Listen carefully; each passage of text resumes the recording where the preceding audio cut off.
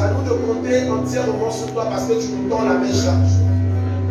Chaque jour, tu nous tends la main et tu dis, est-ce que tu peux me faire confiance? Est-ce que tu peux avoir foi en moi? Je ne t'abandonnerai jamais. Merci Seigneur pour ta grâce.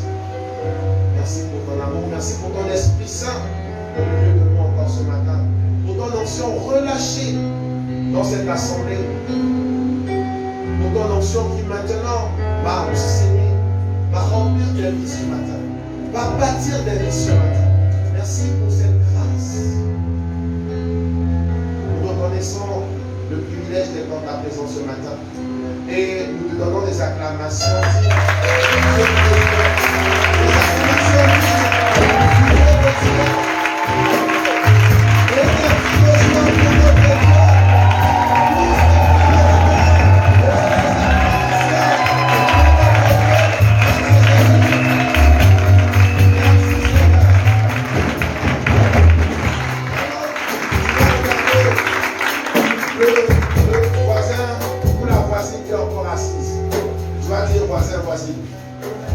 Aujourd'hui, tu vas recevoir un enseignement puissant qui va te faire changer d'attitude.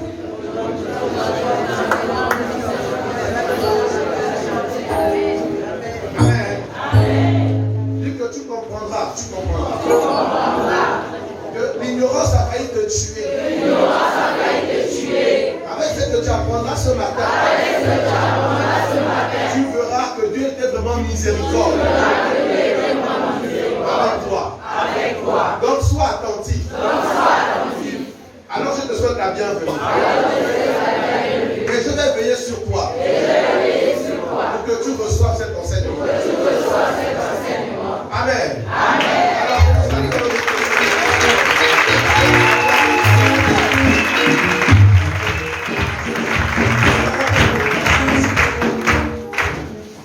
merci beaucoup. Alors, que le Seigneur soit béni. Soit le bienvenu, la bienvenue, et à toute nouvelle personne demeurée parmi nous, vous ne serez pas déçus de faire des belles et des grandes choses dans ces lieux pour la vie de son peuple. Amen. Alors notre enseignement, nous sommes dans le but de la sanctification. Béni soit le Seigneur de vous voir aussi nombreux pour un truc aussi compliqué. Vraiment, ce but est très compliqué. J'espère qu'après ce que vous serez toujours parmi nous. Soyez parmi nous toujours. Nous sommes inspirés de 2 Timothée 3, versets 1 à 5. Nous sommes toujours sur les chemins qui te disqualifient du ciel. Vous savez, chers frères et sœurs, plusieurs chemins mènent à la bénédiction. Tu peux être béni, ta vie peut changer, mais il n'y a qu'un seul chemin qui mène au ciel. Un seul, il n'y a pas plusieurs. Un seul. Et le Seigneur peut nous dire clairement que sans la sanctification, personne ne le verra. Sans la sanctification, personne ne le verra. Donc il est important de recevoir les enseignements sur la sanctification et de mettre ça en pratique. Parce qu'il sera triste en fait d'être venu tous les dimanches à l'église, d'avoir mené une vie que l'on pensait être bien. Et à la dernière minute, on se trouve être disqualifié. Vous voyez, ça va être triste. Mais les enseignements sur la sanctification nous permettent de garder le cap. Amen. Après les délivrances, les bénédictions, les guérisons, les prodiges dans ta vie, tu dois comprendre que la sanctification doit avoir une place importante et primordiale. Amen. Très important. Pour conserver tes guérisons, pour conserver les bénédictions, pour conserver les grâces que Dieu te donne, il faut donner à Dieu l'environnement qui lui permet de conserver ça. Beaucoup de chrétiens reçoivent des grâces, beaucoup de chrétiens reçoivent beaucoup de bonnes choses venant de Dieu. Mais malheureusement, ils perdent ces choses. Ils perdent cela.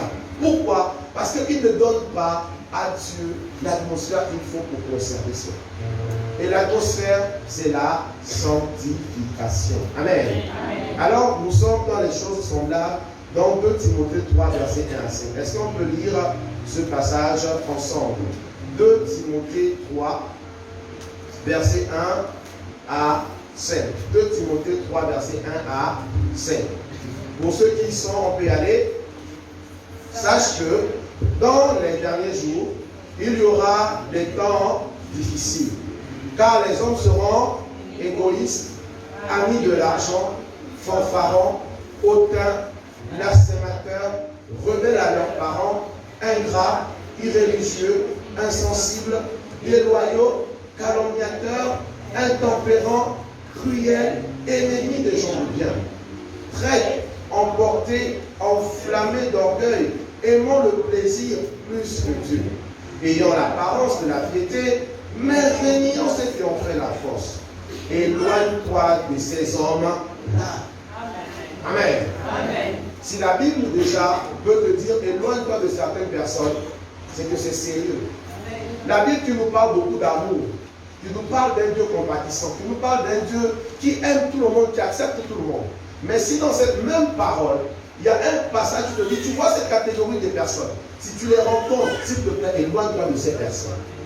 Ça veut dire que ces personnes sont très dangereuses. Amen. Parfois, tu n'as plus affaire à des personnes, mais tu as affaire à des démons qui sont dans des personnes. Mes amis, n'oubliez pas une chose. Votre corps est un temple. Et dans ce temple-là, il y a quelqu'un qui habite. Ça peut être toi ou bien d'autres personnes pour habiter avec toi. C'est sérieux ce qu'on est en train de dire, les amis. Nous sommes un temple. Et dans ce temple, il y a plusieurs compartiments. Le Seigneur, l'Esprit de Dieu peut occuper un compartiment et l'autre compartiment peut être occupé par un autre esprit. C'est pourquoi il faut bien veiller sur ton intérieur. Vous savez, pour que Dieu, l'Esprit de Dieu, occupe tout ton être, il faut donner à l'Esprit de Dieu la première place. Vous voyez, dans une maison, il y a plusieurs pièces. Où se trouve l'Esprit de Dieu dans ta pièce, dans les pièces de ta maison? Est-ce que l'Esprit de Dieu est au salon, sur le canapé principal, ou tu as mis l'Esprit de Dieu dans un coin à la cuisine? Ou tu as mis l'Esprit de Dieu dans un coin, dans une chambre? Pire encore, certains mettent l'Esprit de Dieu même dans les toilettes. Ils l'enferment là-bas. Il reste là-bas. Parce que la première place que je donne, c'est à mes soucis, à mes problèmes. Donc ça occupe la place du salon. Amis, remets Dieu à sa place. Et fais disparaître tous les autres dieux. Et tu verras la grâce de Dieu surabonder dans ta vie. Tu vois, toutes les pensées avec lesquelles tu luttes actuellement, tu te rendras compte d'une chose, que toutes ne viennent pas de Dieu. Pourquoi tu peux avoir des pensées? Et même parfois quand tu examines certaines pensées, tu peux même te dire, c'est pas moi qui pense ainsi. Qu'est-ce qui se passe dans ma tête? Qu'est-ce qui se passe? Quand je m'examine, je ne peux pas penser ainsi. Ça veut dire qu'à l'intérieur de toi, tu cohabites avec quelqu'un. Tu cohabites avec quelqu'un. Tu te mets parfois à faire des actes où tu te poses la question, pourquoi j'ai fait ça? Mais quand je m'examine moi-même, je ne peux pas me mettre à faire de telles actions. Pourquoi je me retrouve dans ça? Ami, ça veut dire que tu cohabites avec quelqu'un dans ce corps. Il y a quelqu'un qui te pousse à faire autre chose. Pourtant, toi, tu veux faire en fait certaines choses que non, Dieu. Faisons vraiment attention. Examinons-nous clairement. Ce type de comportement dont parle la Bible, les égoïstes, les amis de l'argent, les fanfarons, les hautains, c'est vraiment terrible. Terrible. On a déjà enseigné dessus. Vraiment, je vous invite à vous rapprocher de la technique, allez récupérer les audios, allez sur nos chaînes YouTube, notre page Facebook, tout est là-bas enregistré. Aujourd'hui, nous voyons quelque chose de fort. Les blasphémateurs. Les blasphémateurs. Les amis, le blasphème peut venir de plusieurs façons. Technique, regardez si le micro par là-bas, c'est bon. Très bien. Ok. Alors, vous savez, parfois parler légèrement peut nous emmener à blasphémer. Parfois agir d'une manière irréfléchie peut nous emmener à blasphémer. Nous allons comprendre aujourd'hui en profondeur ce que c'est que le blasphème et le danger que nous encourons lorsque nous blasphémons, même par ignorance. Même par ignorance. Et à la fin, nous verrons comment sortir de là. Parce que si après ce culte, tu restes dans cette position de blasphémateur, ami, la présence de Dieu va s'éloigner de toi. Parce que lorsque Dieu dit, si tu vois cette catégorie de personnes, éloigne-toi de ces personnes, c'est que Dieu lui-même s'est déjà éloigné de ces personnes. Dieu ne te demandera pas de rester avec des personnes dont tu sais déjà éloigné. Il va te dire, éloigne-toi aussi de ces personnes parce que c'est plus. Quand Dieu n'est plus avec quelqu'un, ce sont les ténèbres. Et cette personne n'est pas loin de te détruire, de t'empoisonner, de te tuer là, séance de mort, et sans pitié, sans état d'âme. Quand Dieu te dit, retire-toi de ces personnes, il faut te retirer. Il faut te retirer. Tu vas être enseigné ce matin. Si après cet enseignement, tu demeures dans cette position, frère, soeur, ne sois pas étonné que même moi-même, le pasteur, je me retire. Ne sois pas étonné. Parce que si Dieu qui m'a appelé, dit que lui s'est déjà retiré, moi je vais comprendre avec toi. J'ai plus rien à faire avec toi. Frère, soeur, quand Dieu te dit que je me suis retiré de quelqu'un, retire-toi. Ne cherche pas à être plus sage que Dieu ou plus amour que Dieu. Dieu est plus amour que nous tous. Il est plus sage que nous tous. Oui, quand Dieu te dit je me suis retiré, ne joue pas à celui qui est plus compatissant. Tu vas mourir. Tu vas mourir comme un moins que rien. Quand Dieu se retire de quelqu'un, ami, qu'importe ton cœur d'amour là, machin, oh non, moi je suis amoureux, j'aime soutenir les gens, mon cœur c'est le soutien dans la mort. Ami, soutien dans la vie au nom de Jésus. Soutien dans la vie. Il y a des femmes comme ça qui sont en train de mourir dans les maisons. Dieu te dit, je me suis retiré de cet homme. Tu insistes. Il y a des hommes qui sont en train de mourir avec certaines femmes. Dieu dit, je me suis retiré. Tu insistes. Certains sont en train de mourir dans des églises à cause de l'habitude. Parce que je suis habitué, je suis habitué. L'habitude va te tuer. Quand Dieu s'est retiré, retire-toi. Retire-toi. Dieu te montre que je ne suis plus dans cette église. Retire-toi, sors. Non, je ne suis pas un papillon. Je n'aime pas balader. Papillon, tu vas te faire dévorer. Quand l'heure arrive et qu'il n'y a plus la présence de Dieu dans un endroit, pars. C'est la présence de Dieu qui apporte tout ce dont tu as besoin.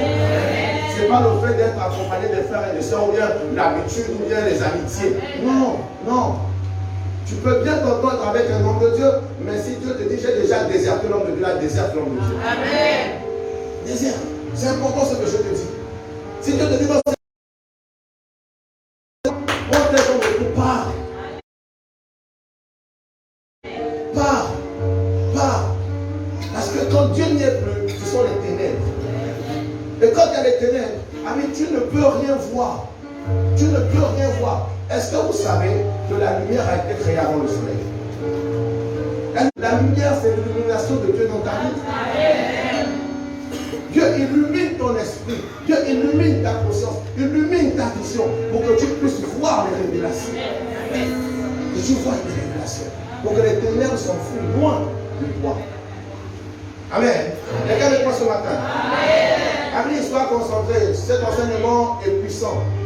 Puissant. Beaucoup de gens blasphèment aujourd'hui sans se rendre compte qu'ils sont en train de blasphémer. Voyons la définition de ce que signifie blasphémer. Être un blasphémateur. Les blasphémateurs sont des personnes qui commettent des blasphèmes. Selon le dictionnaire, un blasphème est une parole ou un acte qui outrage une divinité. Qui outrage une divinité. Mais dans notre cas, ce sont des paroles ou des actes qui outragent Dieu. Qui outragent Dieu. Nous ne sommes pas dans les divinités, nous sommes avec Dieu. Dieu, qui outrage Dieu. Vous voyez? Donc le blasphème est le fait de parler mal, d'injurer, de calomnier Dieu. De parler mal, d'injurer, de calomnier Dieu. Parler de Dieu avec légèreté.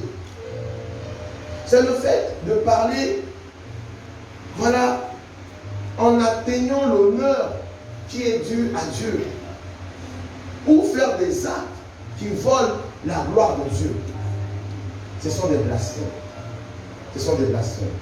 Voyez. Voyons maintenant le deuxième point. Ça va aller un peu vite ce matin. Voyons le deuxième point qui sont les manifestations et les conséquences de commettre ce type d'action. Manifestation. Vous voyez, la première manifestation, c'est le fait de blâmer Dieu pour tes problèmes. Le fait de blâmer Dieu pour les situations que tu traverses, tu es en train de blasphémer. Il y a beaucoup de personnes qui passent tout leur temps à blâmer Dieu. Au lieu de prier, ils blâment Dieu. Ami, c'est un blasphème. Et ta vie n'avancera pas si tu te comportes comme ça. Quelqu'un qui est là, il est toujours en train de dire, Dieu, depuis que moi, et puis les gens parlent à Dieu comme s'ils sont en train de parler à un camarade. Parfois même ils parlent mieux aux camarades qu'à Dieu. Ils parlent à Dieu comme si c'est un moins que rien. Dieu, si tu ne fais pas ça, hein, tu vas voir. D'ailleurs, depuis que je fais ça, je vois même quoi. Oh, ami, c'est à Dieu que tu parles. Il faut savoir parler à Dieu.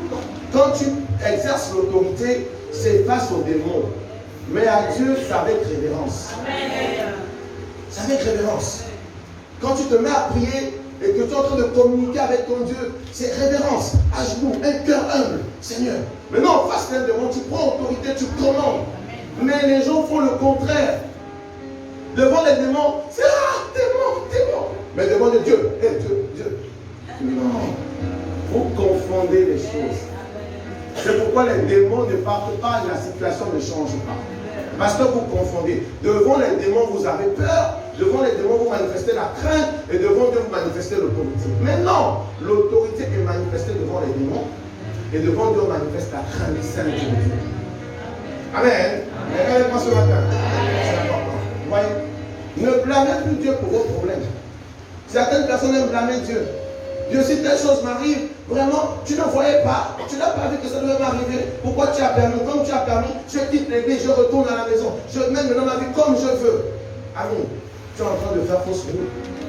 Ce n'est pas Dieu qui est à l'origine de ça. Ce n'est pas Dieu. C'est véritablement parfois ton ignorance. Tu sais, si tu ne parles pas sur ta vie, si tu ne décrètes pas des choses sur ta vie, tu ne vivras que les choses de l'ignorance et du hasard dans ta vie. Dieu t'a donné le pouvoir pour orienter ta vie. Qu'est-ce que tu veux voir? Dieu te dit parle, prophétise, confesse, ordonne. Dans la place des gens, je vais expliquer une chose. Que vous savez pourquoi Jésus a été ressuscité? Ce n'est pas simplement parce que la parole l'avait dit, c'est parce qu'il avait prophétisé. Jésus lui-même a dit, le 3e jour, je ressusciterai. Ce n'est pas parce que la parole de Dieu dit cela que cela va forcément se réaliser dans ta vie. La parole de Dieu dit cela, il faut que tu t'appropries de ça et tu te mets à parler conformément à cette parole. C'est à partir de là que tu verras les effets dans ta vie. Vous voyez, même dans la nature, même dans nos lois, il y a des lois écrites. C'est pas parce qu'elles sont écrites qu'elles s'appliquent directement à toi. Elles vont s'appliquer à toi alors que tu prendras connaissance de ça et tu mettras cela en pratique. C'est là où tu vas jouir des bénéfices de cette loi. Amen. Est-ce que tu m'entends ce matin? C'est important. Ouais, c'est important. Arrêtez donc de blâmer Dieu pour vos problèmes. Arrêtez, c'est du blasphème. C'est du blasphème. Vous allez voir les conséquences que vous allez dire, mais en fait, j'étais à 2 doigts de périr. Mais vraiment, Dieu, tu es miséricordieux. Tu es miséricordieux. Tu es amour. Tu es amour. Donc là, quand ils ont des problèmes, ils sont fâchés, tu les vois là, et ils viennent à l'église. Moi, l'église, et qui? Ami, c'est Satan qui va te tuer. Qui va te tuer. Tu vois, c'est important. C'est important. Ne blâme plus Dieu pour tes problèmes. Ami, ne te lamente pas aussi, parce que la lamentation, ce n'est pas la prière. Plusieurs personnes pensent que parce qu'ils se lamentent, ça va attirer la pitié de Dieu. Dieu ne répond pas par pitié, il répond par la foi. Quand vous lisez le livre de Job, tout le temps où Job s'est lamenté, Dieu n'a pas agi. C'est lorsque Job a commencé à prier. La Bible dit qu'il a commencé à prier pour ses amis. Et la situation a commencé à changer. Job passait le temps à se lamenter. Oh Dieu, pitié, tu me vois pour ma situation. Oh pitié, pitié de moi. Et jusqu'à quand? Pitié. Dieu ne change pas ta situation à cause de ça. Ouais. Dieu veut que tu lui dises, Père, voici ma situation. Maintenant, conformément à ta parole, qui dit que tu as des plans de bonheur et non de malheur pour moi. Je refuse la situation de malheur là. Et j'appelle tes plans de bonheur pour moi.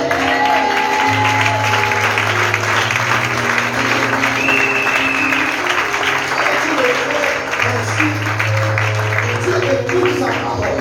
Il dit, waouh, voici quelqu'un qui a réveillé ma mémoire, qui a su que j'ai des plans de bonheur et non de malheur pour lui. Oh, je vais me lever Et je vais maintenant faire accomplir ma volonté de bonheur. Que la volonté de bonheur de Dieu s'accomplisse dans ta vie au nom. Refuse la volonté de malheur. Oui, refuse la volonté de malheur. Parce que si tu ne dis rien, la volonté de malheur va s'accomplir. Les amis, même quand vous voyez le sol, si tu ne plantes rien, les arbres vont pousser. Si tu ne plantes rien, les arbres vont pousser. La nature ne vous enseigne-t-elle pas? Si tu ne dis rien dans ta vie, les choses vont pousser. Et souvent, ce n'est pas ce que Dieu veut qu'il pousse, c'est ce que la nature, le hasard veut qu'il pousse. Donc, parlez.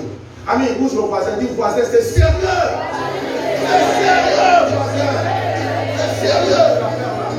C'est sérieux. C'est sérieux. Oh Seigneur, aujourd'hui vraiment, l'affaire n'a pas marché. Pourtant, c'est toi qui m'as dit de faire l'affaire là. Hein. Depuis que je fais l'affaire là, ça ne marche pas, même pas les bénéfices. Oh, ça c'est quel Dieu comme ça là. Je dis, mais celui-là, il est sérieux quand tu parles comme ça. Je dis, il est sérieux.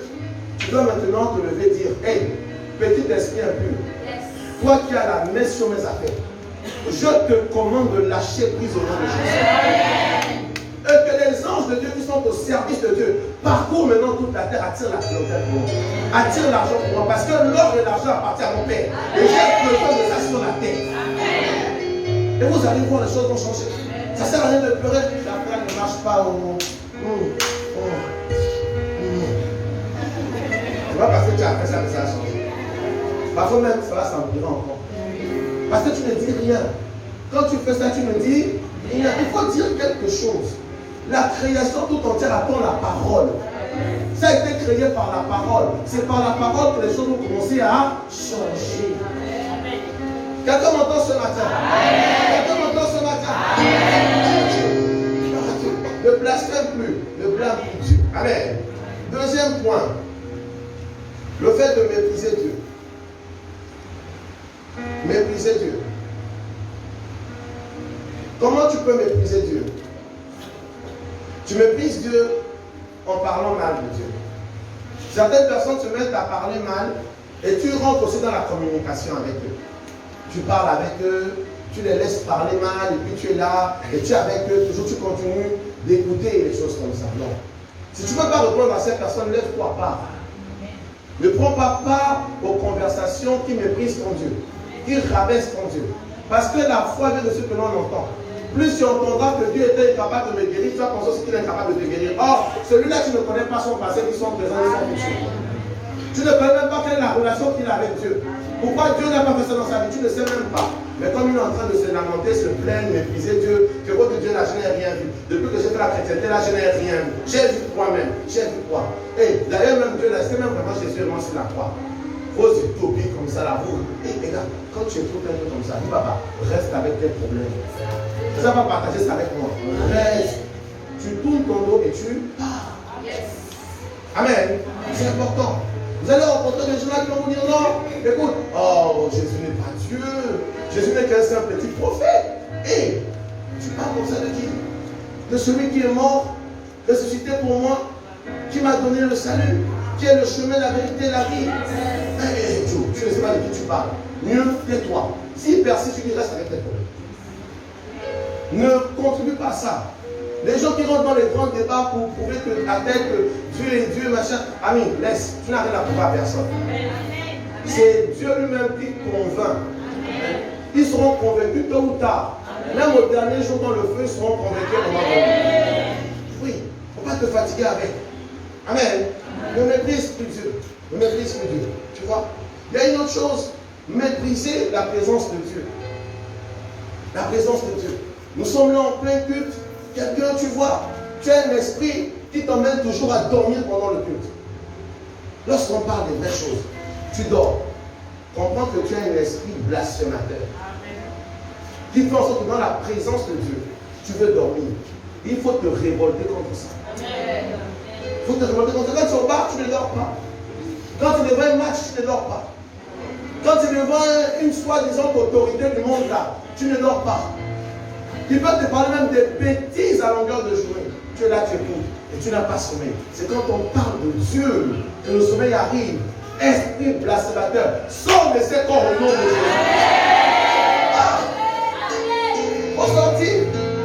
C'est pourquoi quand c'est là que Dieu me fait dormir, c'est pas normal. C'est pas normal. Tu peux rester là éveillé toute la nuit, tu ne dors pas. Tu ne fais rien, tu es seulement en train de penser des bêtises. Mais c'est quand tu viens dans la présence de Dieu, pour écouter la parole de Dieu, que tu veux dormir. C'est un esprit blasphémateur qui t'empêche. Ça t'amène à mépriser la présence de Dieu. Vous voyez? Il y a d'autres manières de mépriser la présence de Dieu. Les gens qui sont dans la louange et l'adoration avec négligence. Tu méprises la parole de Dieu, tu es en train de blasphémer. Quand il s'agit de mettre l'ondombolo, il y a solo. Tu bouges. Maintenant, présence de Dieu, louange de Dieu. Tu es devenu raide plus qu'un bâton sec. Raide. Ça là, c'est esprit blasphémateur. Sors au nom de Jésus. Je ne veux pas blasphémer devant la présence de Dieu. La présence de Dieu est là, je vais danser, je vais célébrer au nom de Jésus. Oui, je t'assure. C'est l'esprit blasphémateur qui fait ça.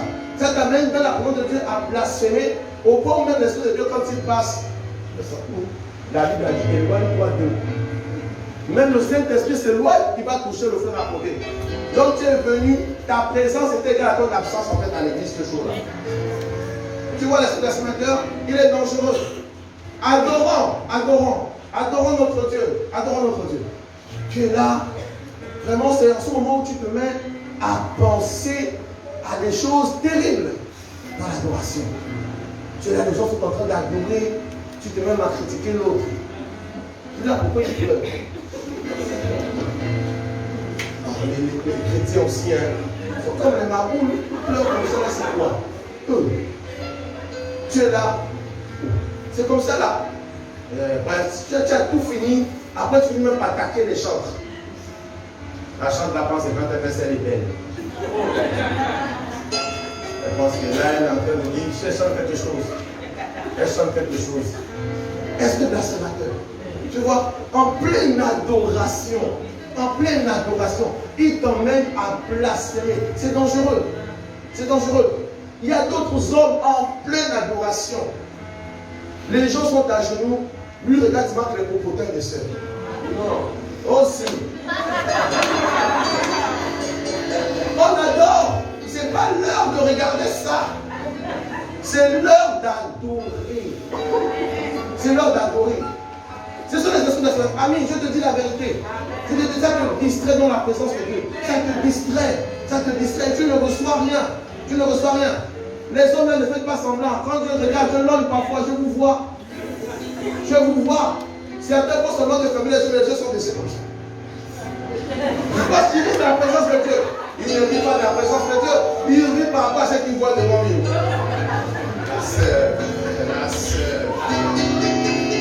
Esprit blasphémateur. Tu vois, esprit blasphémateur. Sors au nom de Jésus. Sors. Parfois même les hôtesses, quand ils attrapent parfois certaines personnes, tu vois, ils te font le sourire jaune. La sœur, tu vas vu, mais on va adorer quand même aujourd'hui. Tu as passé tout le temps à blasphémer. Tu vois, et c'est dangereux. Amen. Quelqu'un avec moi ce matin. Ne blasphémez plus dans la présence de Dieu. Lorsque l'heure arrive pour adorer, adorons sérieusement. Lorsque l'heure arrive pour célébrer notre Dieu, célébrons notre Dieu. Ne soyez pas distraits. Être distrait dans la présence de Dieu, c'est blasphémer. Être distrait dans la présence de Dieu, c'est blasphémer. C'est pas bien. Et tu passes à côté des grâces comme ça. Et tu ne reçois rien depuis que tu es dans des années dans les églises. Et tu accuses Dieu. Non, c'est pas Dieu.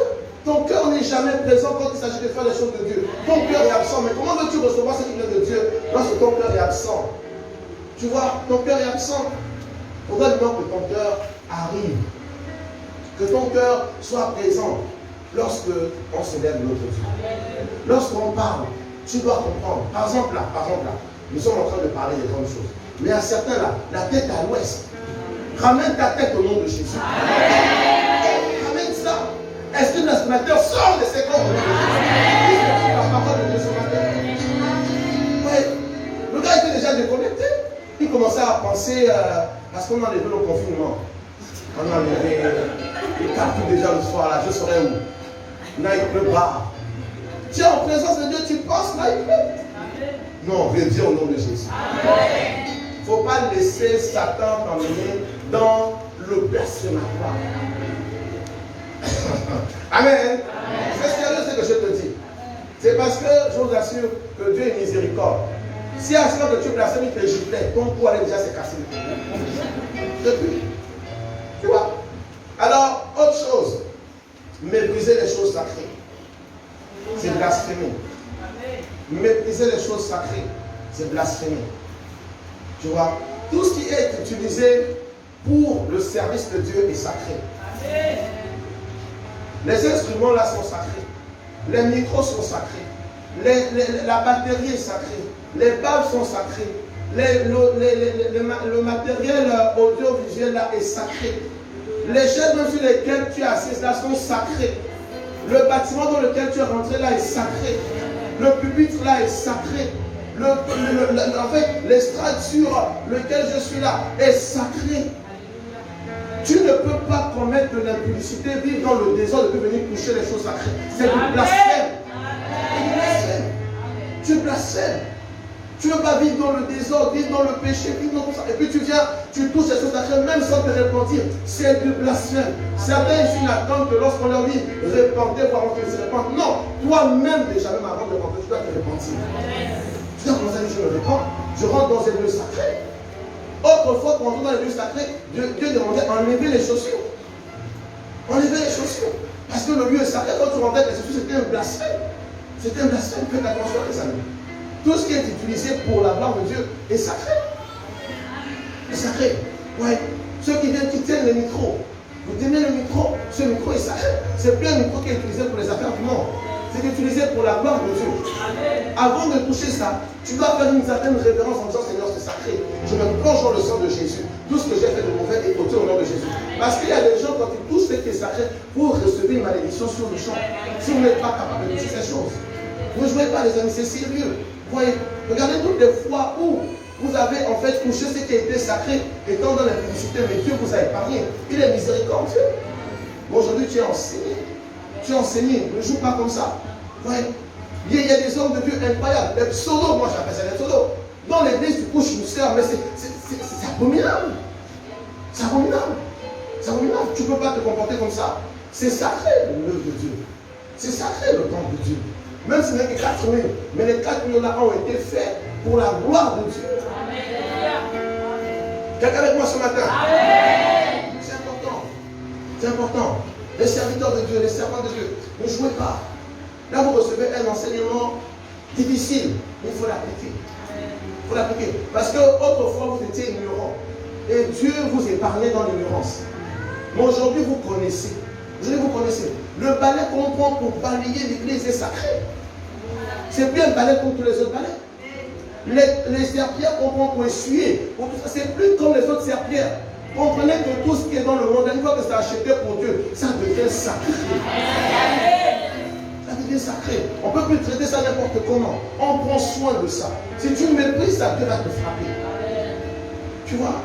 Oui. Tu gères mal les offrandes, tu gères mal la dîme, c'est sacré. Dieu va te frapper. Les fils d'Élie, les sacrificateurs, sont morts parce qu'ils géraient mal les offrandes. Ils sont morts à cause de ça. Vous voyez? Les enfants d'Aaron sont morts parce qu'ils sont rentrés dans le temple avec le feu étranger. Ça veut dire le péché, tout ce qu'ils ont amassé dehors, ils sont rentrés dans ça sans se repentir et abandonner leurs œuvres. Ils rentrent avec ça. Quand tu rentres avec des problèmes dans l'église, là, que ta tête est tellement humiliée par les problèmes et tu oublies la présence de Dieu, tu es en train de commettre un sacrilège. Fais attention à nous. Fais attention. C'est sacré. Les choses de Dieu sont sacrées. Aujourd'hui, ici, l'église a perdu sa puissance. C'est parce qu'on a perdu le sacré dans l'église. Tout est devenu jeu. Tout est devenu en fait blague. Tout est devenu en fait amusement. Mais non, ce n'est pas en notre faveur. Ce n'est pas en notre faveur. On a besoin de la puissance de Dieu pour être délivré de la puissance des ténèbres. On a besoin de ça. Vous voyez, c'est grave. Vous voyez sur les réseaux sociaux les choses terribles. Des pasteurs qui couchent les soeurs à l'estrade. Tu enterres un cadavre au niveau de l'estrade. Mais c'est du sacrilège. Tu n'es plus en train de faire Dieu. Tu n'es plus en train de faire l'œuvre de Dieu. Tu es en train de faire l'œuvre de Satan. Tu vois? Et c'est du blasphème. Lorsque tu attribues à Dieu ce qui n'est pas à lui, c'est du blasphème. Tu sais que ce que tu es en train de faire là, ce n'est pas Dieu qui est à l'origine de ça. Ils sont tes dirigeants. Ils sont tes machins, tes collaborateurs, des esprits impurs. Et tu dis c'est Dieu. Tu blasphèmes. Il faut faire attention. Quelqu'un avec moi ce matin? Quelqu'un avec moi ce matin? C'est un enseignement difficile, mais c'est important. C'est important. Parce que trop de chrétiens sont sous le coup de la malédiction, sans savoir qu'ils sont sous le coup de la malédiction. Certains chrétiens sont venus, ils ont joué avec la chose de Dieu. Ils sont partis, ils ont pensé qu'ils sont simplement partis. Mais sur leur vie, il y a une malédiction qui court. Il y a une malédiction qui court. Ils se demandent pourquoi les choses ne marchent plus. Pourquoi les choses ne marchent plus? Mais c'est depuis que tu avais commis cet acte que les choses ne marchent plus. Amen. Amen. Oui. Le mépris aussi, en fait, jouer avec les choses sacrées, c'est jouer avec ce que Dieu donne. Le mariage vient de Dieu. Tu es dans le mariage, tu banalises le mariage. C'est un blasphème. Tu es dans le mariage, tu détruis ta femme, tu détruis ton mari, tu détruis tes enfants. C'est du blasphème. Tu es en train de blasphémer. Tu es dans le mariage, tu es dans l'adultère, l'infidélité. Tu es en train de blasphémer. C'est du blasphème. Tu vois, tout ce que Dieu donne est sacré. L'enfant que Dieu t'a donné est sacré. Il faut bien le garder. Il faut bien le garder. Le mari que Dieu t'a donné est sacré. Il faut bien le garder. La femme que Dieu t'a donnée est sacrée. Il faut bien la garder. On ne joue pas comme ça. Tout ce que Dieu donne est sacré. Je vois des gens qui se précipitent à rentrer dans le mariage pour faire honte dans le mariage. Pourquoi vous précipitez alors? Vivez dans votre désordre, restez tranquille. Ne touchez pas à ce qui est sacré. Et vous voulez être béni. Vous touchez puis vous vous amusez comme ça. Hein? Les gars, c'est sérieux ce que je vous dis. C'est sérieux. Trop de chrétiens ont des problèmes actuellement parce qu'ils jouent avec ce qui est sacré. Trop de problèmes. Obed-Edom pensait que l'arche de l'alliance était en fait un arche simple. L'arche veut tomber, il peut aller aider l'arche à ne pas tomber. Une fois qu'il a touché l'arche, il est mort sur le champ. Il n'était pas habilité à toucher ça. Il est allé toucher. Ce qui est sacré, on ne joue pas avec. On ne joue pas. Tu vois, tu es marié, mais c'est toi qui es dans l'infidélité. C'est toi qui prends la femme de l'autre. Tu prends la femme de l'autre. Tu sais pourquoi l'enfant de David est mort? L'enfant de David est mort parce qu'il a pris la femme d'Uri. Il a trompé Uri, il est sorti avec sa femme Bathsheba, et l'enfant qu'ils ont mis, Dieu a dit, je te tue, je tuerai cet enfant. Je tuerai. Quelqu'un est marié, toi tu fais tout pour vouloir récupérer ce mari. Tu sais comment ils ont vécu?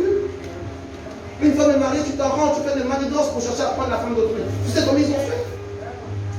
Amis, c'est la malédiction. C'est la malédiction. Tous ceux qui sont avec les hommes mariés, là, laissez les hommes mariés, renvoyez-les chez leurs femmes.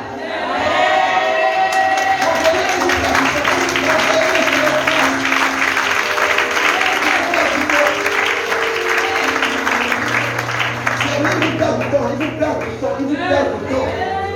Les petits 10 000, 5 000, la raison que vous payez là, Dieu est capable de mieux vous donner. Oui. Et les hommes aussi qui sont avec les femmes mariées là, libérez la femme d'autrui. Dites-lui, rentre chez toi. Rentre chez toi. Rentre chez toi.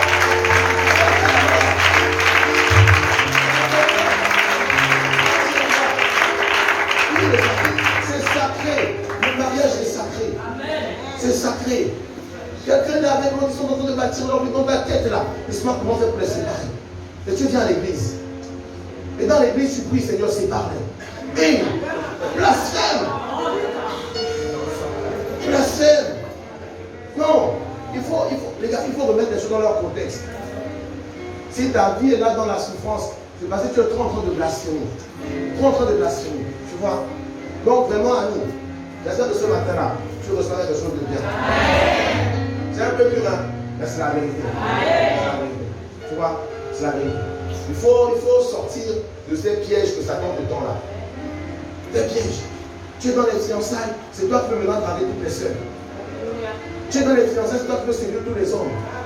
Mais tu es dans les fiançailles, calme-toi. Tu es dans les fiançailles, pourquoi alors? Qu'est-ce que là pour préparer ton mariage?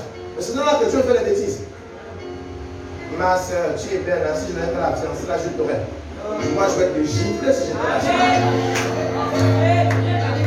Sœur, si un fiancé vient te parler pour ta gifle-le.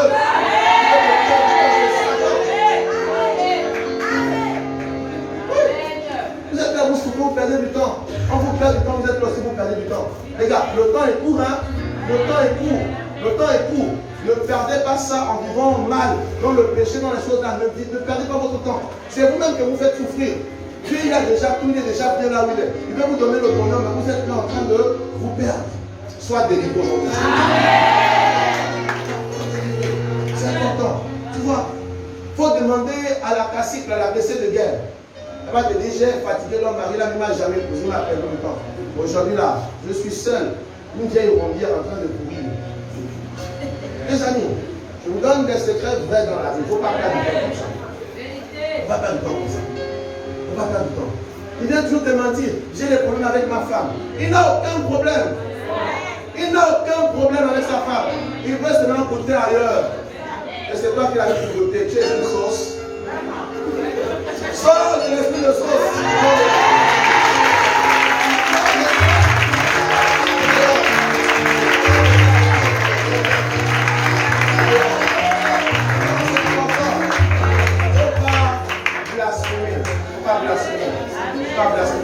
Tu promets, tu es là avec la fille de Dieu pendant des années.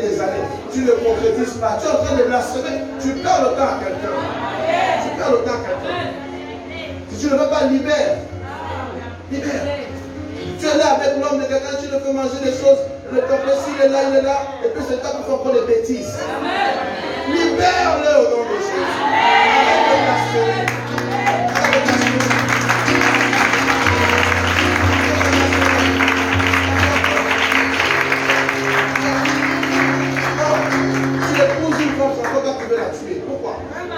Pourquoi? Tu l'as épousée pourquoi? Si tu ne veux plus, libère-la. Elle va le faire sa vie. Quel ange va être là pour toi? Voyons. Elle est née avec une destinée qu'elle doit accomplir. Si tu ne veux pas l'aider à accomplir sa destinée, libère-la. Sérieux. C'est trop, vous blasphémez trop les chrétiens. On blasphème trop. Mais par la miséricorde de Dieu, on est sauvé. Maintenant, aujourd'hui, là, tu as l'information. Arrête de faire ça.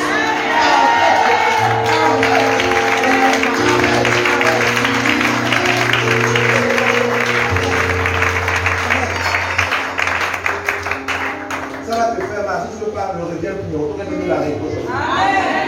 Dieu ne demandera pas ton sang. Tu es donc trop de choses que tu dois laisser au nom de Jésus. Et qu'avant, je n'ai pas peur que l'église se vide.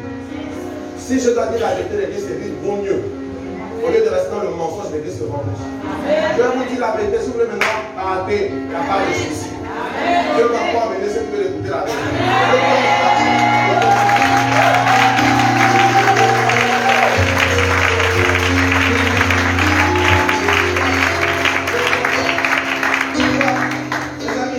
Blasphémer aussi, c'est le fait de parler mal des hommes de Dieu. C'est blasphémer. Je connais une soeur aujourd'hui qui faisait ça. Aujourd'hui, sa maison est dans le chaos. Elle est là dans l'église, elle vient dans l'église, elle écoute la parole. Et quand elle rentre à la maison, elle fait asseoir tous ses enfants qui sont dans l'église. Et elle commence à mal parler de l'église. Elle commence à mal parler de l'homme de Dieu. Elle commence à mal parler de tout. Aujourd'hui, sa maison est remplie des démons et ses enfants qui quittent même le chemin de l'église. Pourquoi? Comment vas-tu emmener tes enfants quelque part et c'est encore toi qui vas détruire l'endroit où tu emmènes les enfants qui reçoivent la bénédiction? Comment veux-tu qu'ils réussissent? Tu leur donnes des grandes informations. Ils ne se sentiront pas. Soit tu es là, tu es vrai, et tes enfants seront aussi vrais parce que tes enfants sont à ton image. Les amis, tes enfants sont à ton image. Si tu es irresponsable, tu auras des enfants irresponsables. Ils vont t'imiter. Si tu es responsable, sérieux, va avec Dieu, tu auras des enfants qui seront sérieux. Un pourra peut-être sortir parce qu'il y a toujours des espèces là qui ont demandé à coucher l'enfant là comment. Mais il y a des espèces comme ça. Mais la majorité faut te suivre. Amen. Il y a des espèces étranges. Tu dis, mais j'ai tout donné à l'enfant là, c'est comment? Ce sont des espèces. C'est l'espèce Caïn, il faut le laisser. Mais il y aura aussi des espèces Abel qui vont marcher comme toi tu marches. Est-ce que tu m'entends? Donc arrête de mal parler de l'église. Petit problème que l'église a, tu publies ça. Tu publies, tu commences à publier ça. L'église là, l'église là, l'église. Ami, quelle est la famille qui n'a pas de problème? L'église est une famille. Est-ce que quand tu as des problèmes avec ta copine là, ton copain là, tu viens chanter sa famille? Pas toi qui prouve ça. Maintenant, l'église, c'est la fête de Dieu. Quand il y a un petit truc, l'église, toujours l'église. Mais quand tu es dans le péché, la tromperie, tu caches ça. Si Dieu ne révèle pas là, tu vas même mourir avec ça sur ta tombe. Tu vois? Il faut éviter ça. Il faut éviter. Ton frère a quelques petits problèmes. Ok. Prie pour le frère. Prie pour la soeur. Dieu l'aidera. Tu vois, répéter toutes ces lois là.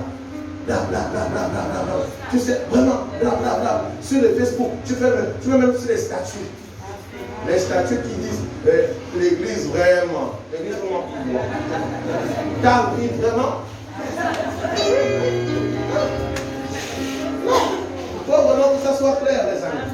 Arrêtez de blasphémer. Quand tu ne connais pas l'origine de quelque chose, ne parle pas. Ne parle pas. Ne parle pas. C'est pourquoi moi, vous allez me voir. Quand je suis en train de prêcher, je prends rarement les exemples de certains hommes de Dieu, des églises. Rarement, je reste dans la parole. Je ne vais pas parler de la parole et de moi et de ce qui se passe dans l'église. Je me tais.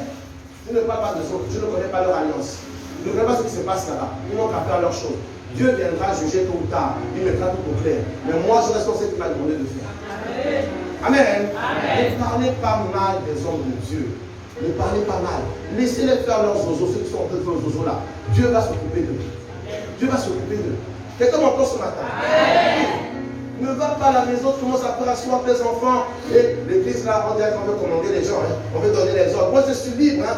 Moi, non. Je suis dur. Non, si tu fais ça, les enfants se vont faire la même chose. On va conseiller, on va dire des choses aux enfants. Ils ne vont même pas écouter. Ils vont te montrer ce que tu leur montres. Tu m'entends, ami? Ne blasphème plus. Ne parle plus mal. Ne calomnie plus les hommes de Dieu. Reste tranquille. Si tu peux pas être dans cette église, parce que l'homme de Dieu, il est comme ça. Reste tranquille. Pas pour toi. Pas pour toi. Mais laisse. Les amis, ce que je vous dis là, c'est la vérité. Il y a des gens qui sont venus dans l'église au début, qui ont commencé à calomnier l'église. Oh, que le pasteur il travaille avec les Manu Ouattara, il travaille machin, il achète des gens. J'ai dit, ah Dieu, pourquoi tu fais ça? Il dit non, pasteur, c'est la vérité. J'ai dit, ah bon, va. Aujourd'hui là, sa vie là ne ressemble à rien. Il est là, il tourne de malédiction, il va d'église en église. Il n'y a rien qui ne marche dans sa vie. Amen. Parce que blasphémer là, c'est terrible. On ne joue pas avec. Amen. Amen. Quand tu ne connais pas la vie d'un homme de Dieu, reste tranquille. Dieu connaît mieux que toi. Et Dieu jugera tôt ou tard. Amen. Quelqu'un avec moi ce matin. C'est important. Tu vois. Alors, comprenons ce que blasphémer, c'est toute désobéissance ou transgression volontaire de la parole de Dieu. Tu blasphèmes. Tu sais que ça c'est mauvais. Et volontairement, tu le fais. Tu es en train de blasphémer. Volontairement. Tu sais bien que ça là c'est mauvais. Il n'y a aucune force, aucun démon qui te pousse. Mais toi-même tu vas et tu dis je vais le faire. Tu es en train de blasphémer. Ce qui est sacré, tu es en train de transgresser ce qui est sacré. Tu vois, c'est un blasphème. C'est un blasphème. Ce matin, tu reçois l'information et sors de là au nom de Jésus. Sors de là. Blasphémer aussi, c'est usurper la gloire de Dieu. Regarde, Dieu va t'utiliser d'ici quelques mois à faire des grandes choses. Amen. Et remettre toute la gloire. Mais si tu prends et tu commences à dire, c'est moi. C'est moi qui ai fait ci, c'est moi qui ai fait ça. Ce sont mes temps de consécration, mes temps de jeûne. C'est moi qui ai fait ça. Il y a des gens qui jeûnent plus que toi. Il y a des gens qui prient plus que toi. Il y a des gens, jour et nuit, qui sont à genoux en train de prier. Mais ils ne font pas ce que tu fais parce qu'ils n'ont pas la même grâce que toi. Donc il faut reconnaître la grâce de Dieu. Il faut remettre la gloire à Dieu. Amen. Il faut remettre la gloire à Dieu. Un jour, Paul fait un miracle. Les aveugles voient, les paralytiques se lèvent. Et les gens veulent venir se mettre à genoux devant lui pour s'allonger, pour dire Paul qui est Dieu. Paul a déchiré ses habits. Il a dit c'est pas possible, je ne suis pas Dieu. Je l'ai fait par la puissance de Dieu, je ne suis pas Dieu. Amen. Tu n'es pas Dieu. Amen. Dieu reste Dieu. Tu es certes fils de Dieu, mais tu n'es pas Dieu. Amen. Amen. Ne vole jamais la gloire de Dieu. Quand Dieu t'a utilisé pour faire une chose, même si on est en train de t'aduler et de te lever, dis toujours non. Toute la gloire revient à Dieu. Et dis-le sincèrement. Parce qu'il y a des gens qui disent toute la gloire revient à Dieu, mais dans son cœur, il est en train de dire moi aussi. Non. Amen. Quelqu'un m'entend ce matin? Entends-moi bien. Parce qu'après là, le Seigneur va te dire, tu as écouté la parole. Arrête de blasphémer. Dans la présence de Dieu, sois concentré. Il y a des esprits comme ça. La plupart, regardez les amis, faites le constat. Toutes les fois où vous allez rencontrer une personne qui, pendant les cultes, est en train de dormir, quelque temps plus tard, va commettre un grand péché. Quand tu vois que pendant les cultes, on enseigne, et le sommet de quelques personnes, Satan a préparé un péché horrible pour toi, pour te détruire. Tu vois? Donc, il faut chasser son nom de Jésus. Amen. Il faut chasser ça. Alors, autre acte de blasphème, c'est lorsque tu enseignes des choses que tu ne veux pas tellement pratiquer. Tu blasphèmes. Tu blasphèmes. Tu dis aux gens, ne soyez pas dans l'adultère, mais toi-même tu es dans l'adultère. Tu blasphèmes. Tu dis aux gens ne volez pas, mais toi-même tu voles. Tu blasphèmes. Tu dis aux gens, non, écoutez, comportez-vous comme ça, mais toi-même, tu te comportes mal. Tu es en train de blasphémer. Vous voyez? Il y a beaucoup de chrétiens qui doivent se retrouver dans ça. Parce que les chrétiens sont forts dans les conseils. Forts! Tu vois la seule affaire de tes conseils, tu dis, c'est Dieu qui me conseille. Mais va voir dans sa vie. Zéro application de ses propres conseils. Zéro. Zéro. Tu vois le frère, la fin de tes conseils, mon Dieu, vraiment, Dieu parle, hein? Mais va voir sa vie. Zéro application. Tu es dans un blasphème. Si tu penses que je te mens, va dans Romains 2. Va dans Romains. On va lire un peu là-bas. Va dans Romains. Pour la désobéissance volontaire, c'est dans Ézéchiel 20, verset 27. Tu peux prendre ça et tu vas lire à la maison. Quand tu désobéis volontairement, tu es en train de blasphémer. Tu es en train d'outrager Dieu. Ézéchiel 20, verset 27, on ne va pas lire.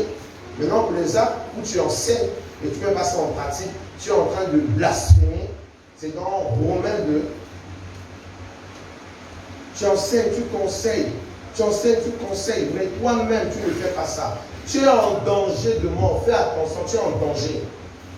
Tu es en danger. Quelqu'un m'entend ce matin? Amen. Tu es en danger si tu conseilles, tu n'appliques pas. Tu dis à l'autre, ne calomnie pas, fais pas le Congo ça, mais c'est quand tu es dans le Congo ça en plein. C'est un danger. Alors, Romains 2, verset 21 à 24. On peut lire? Toi donc, qui enseigne les autres, tu ne t'enseignes pas toi-même. Toi, prêche, pas dérober, toi qui dis de ne pas commettre d'adultère, tu commets l'adultère. Toi qui, en abomination, les idoles, tu commets des sacrilèges. Toi qui te dis, tu te fais une gloire de la loi, tu déshonores Dieu par la transgression de la loi. Car le nom de Dieu est à cause de vous blasphémé par les païens, comme cela a été écrit. Tu vois, tu blasphèmes et tu emmènes les autres à blasphémer. C'est un danger. C'est un danger. Certains chrétiens ici, à cause de vous, les païens refusent de donner leur vie à Jésus. Ils sont même là dans le blasphème. Ils sont là, ils insultent Dieu. Ils insultent même les églises, ils insultent même les hommes de Dieu à cause de vous, chrétiens. Revoyez cette attitude-là. Revoyez ça. Revoyez ça. C'est pas bon. C'est pas bon. Tu vois? Parce que vous venez à l'église tous les jours, mais les comportements ne changent pas. Les attitudes ne changent pas. Même pire encore, ça va en s'empirant. Mais c'est grave. C'est grave. Et à cause de vous, le monde blasphème le nom de Dieu. Pour rendre compte à Dieu. Pour rendre compte à Dieu. Attention. Pour rendre compte à Dieu. Après ce culte, frère, s'il y a des comportements que tu appliques, qui en font en sorte que les gens parlent mal de Dieu, change au nom de Jésus. Amen. Change. Sœur, change. S'il y a des attitudes là, qu'à cause de ça, on parle mal de Dieu, on dit, mais toi aussi, tu vas à l'église. Hein? Mais à cause de toi, on n'a même pas envie d'aller à l'église. Ami, c'est un sacrilège. Si toi, tu viens à l'église, à cause de toi, les gens n'ont plus envie de venir à l'église. C'est un sacrilège, les amène à blasphémer. Lorsqu'on te voit et qu'on sache que tu vas à l'église, les gens disent, moi aussi, j'ai envie de changer. J'ai envie d'y aller. Parce que quand je vois ta vie, vraiment par toi, Dieu est vivant. Que cela soit ton partage. Que cela soit ton partage. Et quand on voit ton témoignage vraiment est un évangile. Est un évangile. Une persuasion que oui, Dieu est vivant dans ta vie. Et les gens t'accompagnent. Amen. Quelqu'un avec moi ce matin? Amen. Donc vraiment, vous aussi, les serviteurs de Dieu qui enseignent, s'il vous plaît, n'enseignez pas les choses que vous ne mettez pas en pratique. N'enseignez pas ça. Vous êtes en train de blasphémer. Beaucoup d'églises ne progressent plus à cause de ça. Ils ont même trouvé le dicton. Non, fais ce que je te dis de faire, mais ne fais pas ce que je fais. Ce n'est pas biblique. Ce n'est pas biblique. Je fais et tu fais. Amen. Amen. Je te dis parce que je fais, donc aussi fais la même chose. Amen.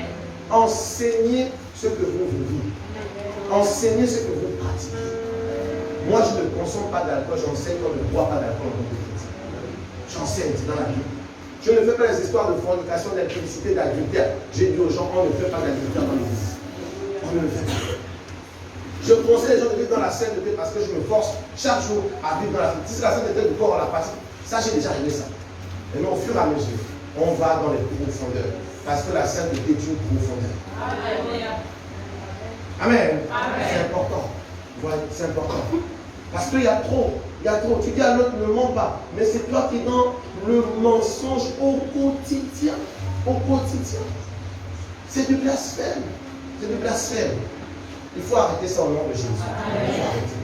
Alors, chers frères et sœurs, est-ce que tu es béni ce matin? Amen. J'espère que c'est pas comme on fait de ça.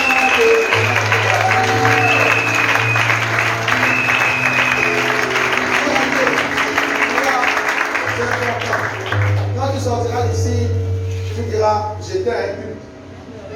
On m'a vraiment lavé pour que je change au nom de Jésus. Amen. En fait, c'est à ça quoi sert l'église. Quand vous venez, on doit vous laver. Donc quand vous sortez d'ici, vous sortez plus blanc que lorsque vous êtes lavé. Les taches, ça doit partir. Parce que Jésus viendra récupérer une église sans tache ni ride. Et cette église-là, c'est vous. Et cette église est lavée par la parole de Dieu. Quand tu reçois une bonne parole, tu es en train d'être lavé sur le plan spirituel. Tu deviens plus blanc, plus blanc, plus blanc. Et après, tu deviens blanc, plus blanc que neige. Blanc, plus blanc que neige. Lavé par le sang de l'agneau. Je serai plus blanc que la neige. Blanc, plus blanc. Blanc, plus blanc que neige. Blanc, plus blanc que neige. Lavé par le sang de l'agneau. Je serai plus blanc que la neige. Amen. Jésus viendra te chercher au nom de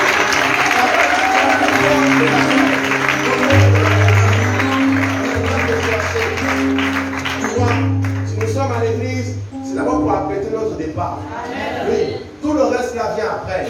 Maison, guérison, miracle, mariage, voiture. Tout ça là vient après. Mais assure d'abord ta place là-bas. Assure ta place là-bas. Que lorsque tu es là assis, tu dis, si je pars aujourd'hui, je vais m'asseoir là-bas. Amen. Si aujourd'hui la Christ revient, je vais m'asseoir là-bas. Amen. Il faut réserver ta place. Parce que si tu n'es pas assis là-bas, tu seras assis dans un endroit terrible. Terrible. Les amis, vous savez que l'enfer n'est même pas encore inauguré. L'enfer n'est même pas encore inauguré. Pour l'instant, il y a que les lieux de tourment qui a été enseigné par Jésus dans Luc 19. Le lieu où le riche est allé. C'était pas encore l'enfer, hein? C'est seulement un lieu de tourment. Mais le gars là, il criait déjà que j'ai soif. Je souffre réellement ici. Imaginons alors l'enfer. Ça va être horrible. Assure ta place là-bas au nom de Jésus. Et tout fait bien péché aujourd'hui, mets en pratique au nom de Jésus. Mets en pratique. Alors voyons les conséquences rapidement. Prenons Lévitique 24.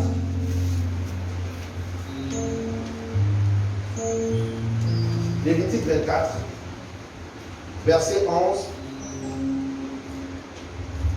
à 16, puis le verset 23.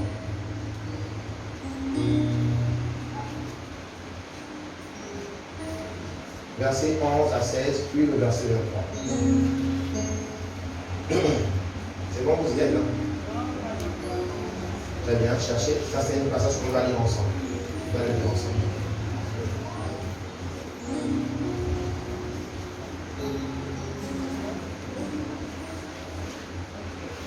Voilà, c'est bon. Lévitique, c'est dans l'Ancien Testament. Si tu ne connais pas la Bible, il faut venir à l'école d'affermissement. D'abord, on enseigne sur comment utiliser la Bible, comment lire la parole, comment comprendre la parole. C'est dans l'école d'affermissement. Amen. Tu veux être chrétien et ne pas savoir comment faire ta Bible. C'est pas bon. Il faut aller dans l'école d'affermissement. Bon, pour ceux qui y sont, On peut y aller? Gloire à Dieu. Allez, on y va. Le fils de la femme israélite blasphéma et maudit le nom de Dieu. On l'emmena à Moïse. Sa mère s'appela Shélomith, fille de Dibri, de la tribu de Dan. On le mit en prison jusqu'à ce que Moïse eût déclaré ce que ordonnera l'Éternel. L'Éternel parla à Moïse et dit: fais sortir du camp le blasphémateur. Tous ceux qui l'ont entendu poseront leurs mains sur la tête, et toute l'assemblée le lapidera. Tu parleras aux enfants d'Israël, et tu diras: quiconque maudira son Dieu portera la peine de son péché. Celui qui blasphémera le nom de l'Éternel sera puni de mort. Toute l'assemblée le lapidera, qu'il soit étranger ou indigent, il mourra pour avoir blasphémé le nom de Dieu. Verset 23. Moïse parla aux enfants d'Israël et fit sortir du camp le blasphémateur, et ils le lapidèrent. Les enfants d'Israël se conformèrent à l'ordre de l'Éternel avait donné à Moïse. Gloire à Dieu. Joli passage. Il nous montre déjà les conséquences de le blasphème. La première chose quand tu blasphèmes, c'est la prison. On a vu ce gars-là, quand il a blasphémé, on l'a pris, on l'a mis en prison. Beaucoup de chrétiens vont en prison parce qu'ils blasphèment. Si tu vis comme Dieu te demande de vivre, tu n'iras jamais en prison.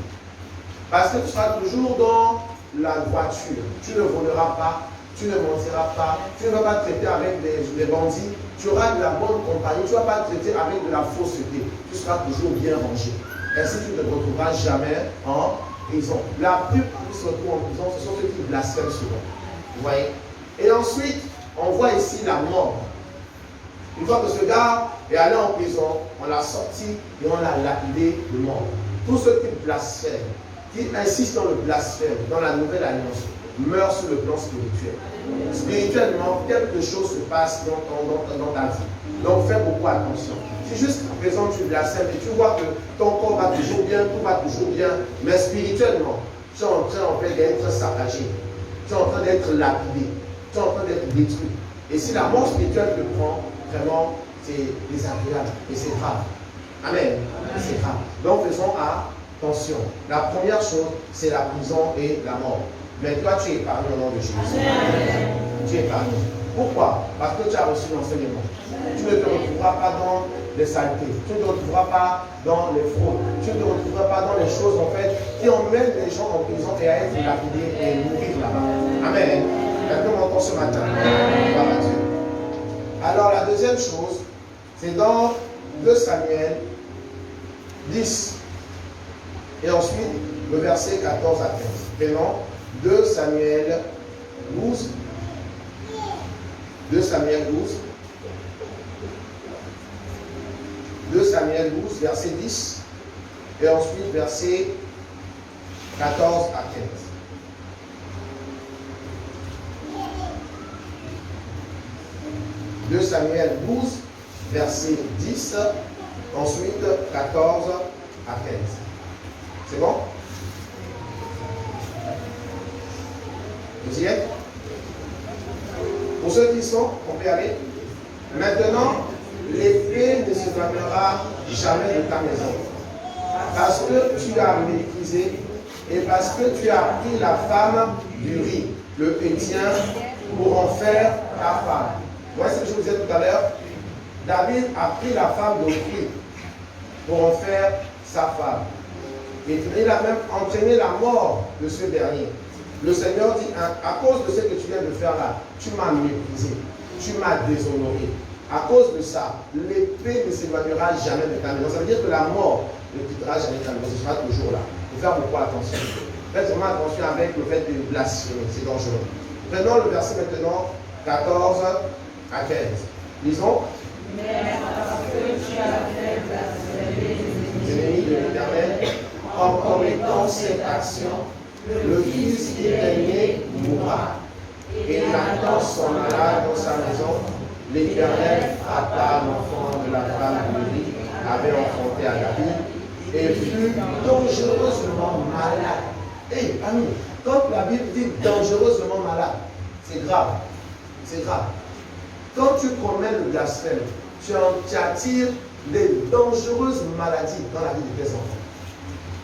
Et encore, la mort de ces derniers. Fais attention. Blasphémer là, c'est grave. C'est grave. Les maladies rentrent dans ta maison. Il y a des chrétiens là dont les enfants passent le temps à être malades. Essaye de voir, est-ce que tu ne blasphèmes pas? Est-ce que tu n'es pas en train de blasphémer à chaque fois? Est-ce que tu n'es pas en train de mal parler, de faire toutes les actions qu'on a dit là? Regarde bien, fais attention. Fais attention. Sinon, les enfants seront dangereusement malades. Et dans cette maladie-là, ça va les entraîner à la mort. Donc quand tu blasphèmes, ça attire la maladie, le malheur dans ta maison et la mort de tes enfants. Amen. Mais vraiment, ami, si tu es dans cette situation aujourd'hui, sois délivré et ne recommence plus au nom de Jésus. Ne recommence plus. Il y a beaucoup de personnes là dont les enfants sont vraiment dans un état terrible, terrible. Parce que tu passes le temps à blasphémer, à mal parler des églises, à mal parler de Dieu, à mal parler des dons de Dieu, à mal parler des choses. Et ça retombe sur tes enfants. Ça retombe sur tes enfants. Il y a des gens là qui sont là, incapables d'être fidèles à leur femme, toujours en train de tromper, en train de faire les choses. C'est du blasphème. Tu vas payer ça, c'est grave. C'est grave. Tu vois, tes affaires ne marcheront pas, les choses seront bloquées. Reste tranquille. Quand tu t'es marié, c'est pour être fidèle. C'est pour être fidèle. C'est pour être fidèle. Oui, homme, femme, écoutez bien, écoutez bien. Ici, on nous montre ce que David a fait. On a vu ce qui arrive à David. On ne fait pas ça. On ne prend pas la femme de Dieu. On ne prend pas le mari de Dieu. On laisse ça tranquille. Sinon, c'est du blasphème. Si c'est à cause du loyer, ami, reste tranquille. Dieu te payera le loyer. Il te donnera un travail. Tu payeras ton loyer. Il t'emmènera celui qui est pour toi ou celle qui est pour toi. Tu m'entends? Tu m'entends? Tu m'entends? Ami, c'est important. C'est important. Trop de personnes souffrent dehors et trop de personnes souffrent en l'église à cause de ce problème. Il faut que ça soit réglé au nom de Jésus. Tu vois. Et dernière chose, Matthieu 12, verset 32. Et là, nous sommes dans la nouvelle alliance. Matthieu 12, verset 32.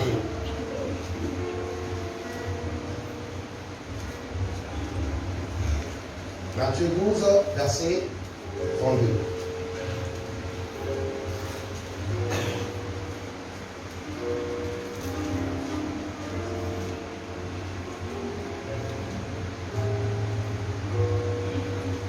C'est bon? Alors on peut lire. Quiconque parlera contre le Fils de l'homme, il lui sera pardonné. Mais quiconque parlera contre le Saint-Esprit, il ne lui sera pardonné ni dans ce siècle, ni dans le siècle à venir. Donc le fait de blasphémer contre Dieu, ami, c'est l'enfer. Si tu n'es pas pardonné, c'est l'enfer. Dieu n'acceptera aucun pécheur ou aucune personne qui n'a pas reçu le pardon dans son royaume. Tu vois? Donc vraiment c'est un sujet très important que tu es en train de recevoir ce matin. Amen. C'est un sujet très important. L'enfer guette tous les blasphémateurs. Les blasphémateurs ont déjà un pied en enfer, mais ils ont encore la possibilité d'être sauvés s'ils ne blasphèment pas contre le Saint-Esprit. Blasphémer contre le Saint-Esprit, c'est vraiment injurier la présence de Dieu. Injurier, mépriser le Fils de Dieu. Mépriser que le salut vient de Dieu. Mépriser que le Saint-Esprit est réel. Mépriser ces choses-là et mal parler de ça. Vous voyez, attention, attention, attention. C'est sérieux. Quelqu'un m'entend? Dis voisin, écoute. Dis voisin, dis voisin. Voisin, écoute. Voisin, écoute. Voisin, écoute. Voisin, écoute. Tu vois? Maintenant, nous arrivons à la partie solution. Comment peux-tu t'en sortir? Ou bien comment peux-tu conseiller une personne qui se retrouve dans cette situation de blasphème? Comment tu peux conseiller? Première chose, vous devez vous repentir ou bien la personne doit se repentir. Elle doit se repentir. Et là, on peut encore regarder Matthieu 12, verset 31 à 32. Vous voyez, on a déjà lu le passage 32, on peut lire le passage 31.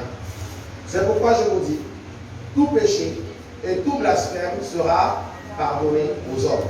Tu vois, tout péché et tout blasphème sera pardonné aux hommes. Mais le blasphème contre l'Esprit ne sera point pardonné. Ne blasphémez jamais contre le Saint-Esprit.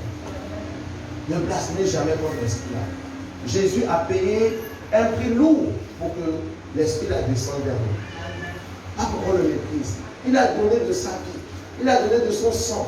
Il a donné de sa chair. Ses souffrances, il a donné pour que l'Esprit là descende et vivre au milieu de nous. Pour que l'Esprit là descende pour qu'il vive à l'intérieur de toi. Pardon, ne le méprise jamais. Ne le déshonore jamais. Ne blasphème jamais contre le Seigneur. Sinon, c'est un péché qui ne sera jamais pardonné. La Bible l'a dit. C'est que la Bible dit, c'est la vérité absolue. Amen. Amen. Quelqu'un m'entend? Amen.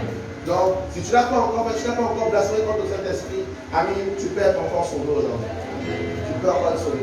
Et si tu étais païen et que tu avais blasphémé contre le Saint-Esprit, tu peux être encore sauvé. Ceux qui ne seront jamais pardonnés, ce sont les enfants de Dieu qui blasphèment contre l'Esprit de Dieu. Ça, tu n'es jamais pardonné. Tu vois? Donc ce matin, tu peux encore te réconcilier. Quelqu'un m'entend ce matin? Amen. Tu peux encore te réconcilier en demandant pardon à ton Dieu. Pour tous ces temps de blasphème, pour tous ces temps de mépris, pour tous ces temps de désobéissance volontaire, tu peux demander pardon à ton Dieu. Deuxième chose, veille sur ta bouche. Veille sur ta bouche. Parce que c'est la bouche là qui nous emmène à blasphémer. C'est la bouche là qui nous emmène à dire des choses qui déshonorent Dieu. La Bible dit, la bouche qui parle beaucoup ne manque pas de péché. La bouche qui parle beaucoup ne manque pas de péché. Quand tu as quelqu'un qui aime te faire parler beaucoup, ami, tu vas être en train de pécher. Parce que même quand il n'y aura plus rien à dire, tu vas commencer à inventer les histoires. Tu vas commencer à inventer. Tu vas aller prendre même les affaires qui n'existent pas. Tu vas commencer à raconter. Si les affaires qui étaient simples, hein, oui, et ton mari, il va bien, qu'est-ce qu'il a eu à faire? Comme tu aimes beaucoup parler, tu ne diras pas seulement qu'il est rentré tard. Habituellement, il rentre tard comme ça, et puis il va chez la copine, il va chez machin. Tu n'as même jamais attrapé ta copine. Mais comme tu aimes bavarder là, tu vas bavarder, raconter même les choses qui ne sont pas vraies. Fais attention. C'est la bouche là qui nous entraîne beaucoup de malheur. Et ça peut aussi entraîner beaucoup de bénédictions. Il faut savoir l'utiliser. Amen. Alors prenons Proverbe 4, verset 24, et on apprend sur Proverbe 13, verset 3. Donc on soit inspiré de la parole ce matin. Proverbe 4, verset 24. Il dit, écarte de ta bouche la fausseté. Éloigne de tes lèvres les détours. Amen. Écarte de ta bouche la fausseté. Éloigne de tes lèvres les détours. Proverbe 13, verset 3. Celui qui veille sur sa bouche. Tu m'entends? Celui qui veille sur sa bouche garde son âme. Si tu veilles sur ta bouche, tu gardes ton âme. Il y a trop de destruction dans ta vie actuellement parce que tu n'as pas veillé sur ta bouche. Amen. Tu n'as pas veillé sur ta bouche. C'est qu'il ne fallait même pas dire, tu as dit. Tu as dit. C'est qu'il ne fallait pas faire sortir de ta bouche, tu as fait sortir ça. Des injures. Tu fais sortir. Oh non, tu veux me faire quoi? Quitte même si tu veux, pars. Il est parti, tu pleures maintenant. Tu pleures ta bouche. Veille sur ta bouche. Tu peux me faire quoi? Tu peux me donner quoi? L'église, d'abord, il y a quoi? Voilà, ta vie ne ressemble plus à rien. Veille sur ta bouche. Amen. Amen. Quelqu'un m'entend? Amen. Veille, oh, veille. Celui qui veille sur sa bouche garde son âme. Tu sais, même quand tu as des problèmes, si tu n'as pas encore mal parlé, tu peux être en paix. Mais quand tu as commencé à mal parler là, tu commences à te troubler toi-même. Amen. Veille sur ta bouche. Quels enfants là ont beaucoup de problèmes à cause de ta bouche? Tu passes le temps à les maudire. Toi, tu es trop bête comme père. Hey, c'est ton mari. Ou même c'est pas ton mari. Tu as quand même sorti avec lui. Un peu. Et toi, l'enfant est venu. Donc, tu reconnais ton père, tu es sorti à un bête. On fait attention. Tu vois, la bouche. La bouche. Il faut veiller. Amen. Il faut veiller. Il y a trop de gens qui ont perdu leurs emplois à cause de la bouche. La bouche là. Quand tu me payes en cacahuètes. On te paye en cacahuètes. En monnaie de singe. Ah, aujourd'hui là tu n'as plus ça, tu vois que c'était important. La bouche, il faut veiller. Celui qui veille sur sa bouche garde son âme. J'insiste, hein. Celui qui veille sur sa bouche garde son âme. Celui qui veille sur sa bouche garde son âme. Veille sur ta bouche. Veille sur ta bouche. Ta bouche t'a attiré trop de malheur. Trop de malheur. Si tu n'avais pas dit oui là, tu allais être bien aujourd'hui. Oui, celui qui ouvre de grandes lèvres court à sa perte. Celui qui ouvre de grandes lèvres court à sa perte. Les grandes lèvres, là, c'est les gens qui aiment parler toujours, mais trop toujours. Parlez bien, il faut parler clair. Amen. Quelqu'un m'entend? Quelqu'un m'entend?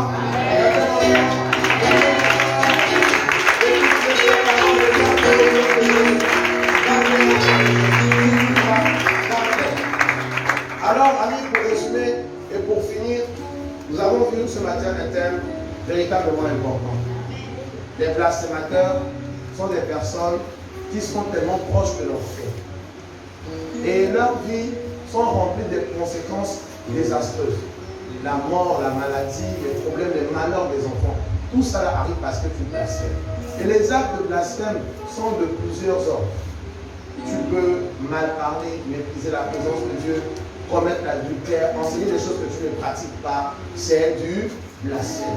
C'est du blasphème. Être dans la présence de Dieu et être distrait, tu es en train de mépriser la présence de Dieu. Jouer avec le matériel de l'église, jouer avec ce qui est consacré à Dieu, c'est du blasphème. Mais pour s'en sortir, c'est simple. Tu reconnais cet acte. Tu demandes sincèrement pardon. Tu veilles sur ta bouche et tu t'éloignes des compagnies qui blasphèment. Parce que les mauvaises mœurs auront les bonnes mœurs. Si tu es avec des personnes qui blasphèment, tu vas finir par blasphémer. Dieu a dit dans sa parole, éloigne-toi de ce type de personnes. Ne soyons pas plus sages que Dieu. Dieu est plus sage que nous. Que le Seigneur vous bénisse abondamment. C'est notre reste au nom de Jésus.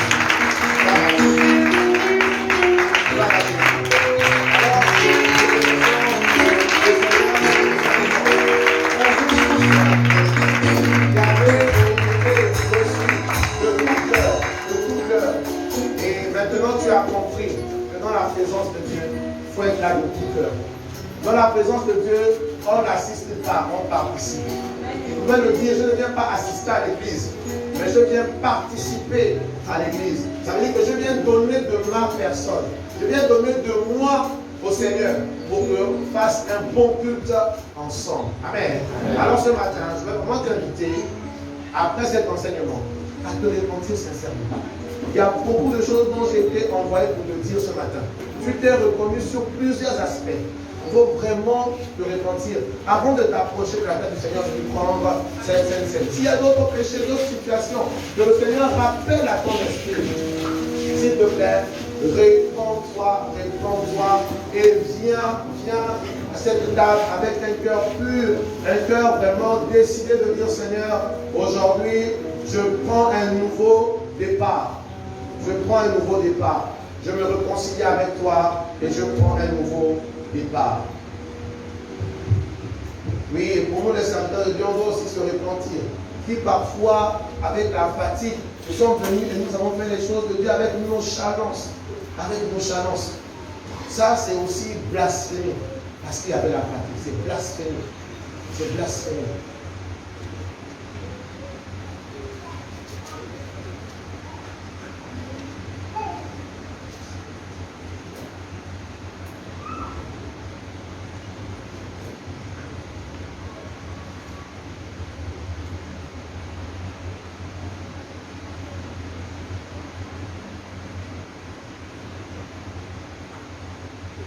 Cher Père, nous venons devant ta sainte présence ce matin avec des cœurs répondants.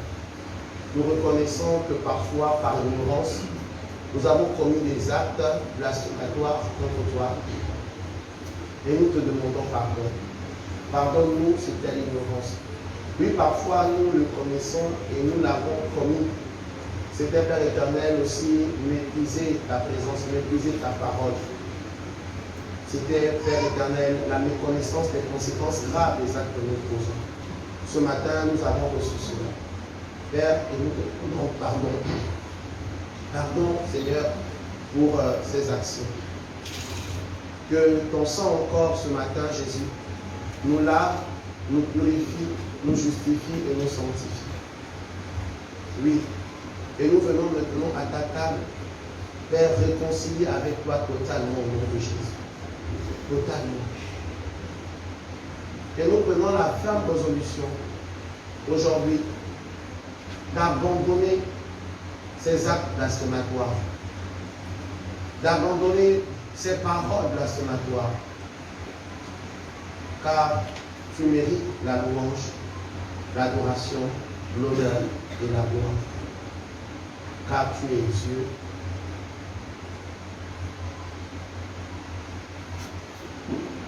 Merci Seigneur. Merci parce que ce matin, tu nous pardonnes. Tu nous pardonnes et nous fais prendre un nouveau départ dans ce monde. Au nom de Jésus. Amen. Amen, amen. Gloire à Dieu. Alors, pour la table du Seigneur. Donc, mon cher peuple de Dieu, chers frères et sœurs, après cet acte, s'il vous plaît, ne méprisez plus la présence de Dieu. Soyez des personnes sérieuses avec Dieu. Et vous allez voir de quoi Dieu est capable. Si tu es sérieux avec Dieu, Dieu sera sérieux avec toi. Et tu as tellement besoin du sérieux de Dieu dans ta vie parce que tu veux voir des choses changer. Amen.